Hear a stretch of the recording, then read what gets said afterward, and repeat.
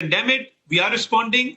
But to target civilian population, it's extremely unfortunate. And it's just very, to point out, Minister, the Indian armed forces say that altogether 9 sites have been targeted, that they haven't hit any Pakistani military facilities. These are terrorist camps that they are hitting.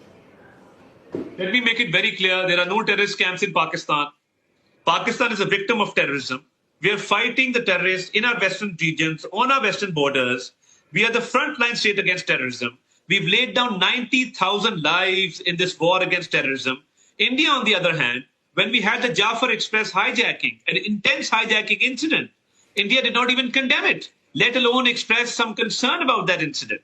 So India has been sponsoring terrorism by assassinating Sikhs in US, in Canada, in Australia. We captured a spy by the name of Kulbhushan Yadav, who's a commissioned naval officer. Can I just point out to you, on my program just a week ago, your defense minister, Khwaja Asif, admitted that Pakistan has for decades had a policy of funding, backing and using terrorist groups as proxies in the country. In fact, in 2018, President Donald Trump cut military aid to Pakistan because he accused Pakistan of playing a double game.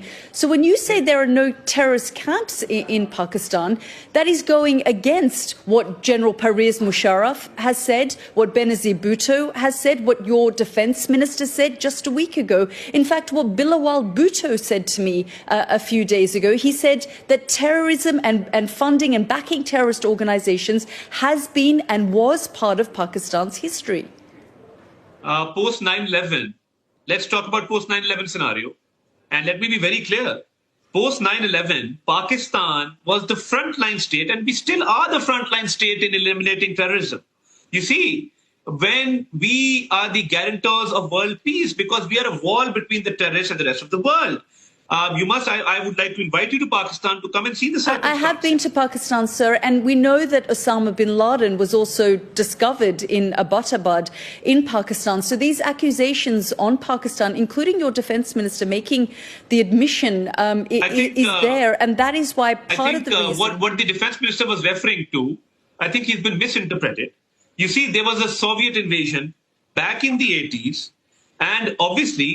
we were countering the Soviet invasion at that point in time. That's part of history. And we were allies of the US. So post 9/11, the scenario changed completely. And Pakistan made a lot of sacrifices. Pakistan is still laying down lives against terrorists. Even today in Balochistan, there was a terrorist attack. We lost 7 soldiers. So you see Pakistani politicians, Pakistani soldiers, Pakistani officers, Pakistani military, Pakistani police, they've been giving numerous sacrifices. So there's no question at all, madam, of having terrorist camps in Pakistan. That contradicts Western intelligence, the State Department. There have been many. But I just want to focus you on this particular incident, sir. How will Pakistan now respond? You see, let me just conclude the previous argument by saying that when we captured this wanted terrorist on the Afghan border, President Trump, in his State of the Union address, actually appreciated Pakistan's efforts in the war against terrorism and how Pakistan is dealing with these terrorists, how we are capturing them, how we are going after them, how they are being eliminated. Up until a few years ago, sir, Pakistan was on a grey list of state sponsoring of terrorism just a few years ago. So I know you want to take this back to the 1980s, but the point is that this is something that Pakistan has long been accused of, and that's why India has pointed the finger of blame on Pakistan for the Pahalgam attack. India should have gotten its own house in order. You see, after the intense hijacking of the Jafar Express, we had terrorists appearing on Indian media, giving interviews. The Balochistan Liberation Army, which is a terrorist organization. We had images from the mobile phones of the terrorists being shown on the Indian media. Pakistani media did not have those images. So you see, the fight that we are fighting is not only for us, it's for the rest of the world. As far as the current situation is ongoing, we are responding. We've shot down, as per initial reports, we've shot down 2 Indian planes. And obviously, India is the aggressor, provocator. They've attacked civilian areas. There were no terrorist camps, and I can vouch for that. because we were going there tomorrow, and we will respond because we. Of course, we are still in the fog of war. Of your country's history and links with different terrorist organizations, which, as I said, in the last Trump administration, they cut military aid. Your country was on a grey list for a number of years, including just a few years ago. Osama bin Laden was discovered near a military base in Pakistan in quite an affluent area.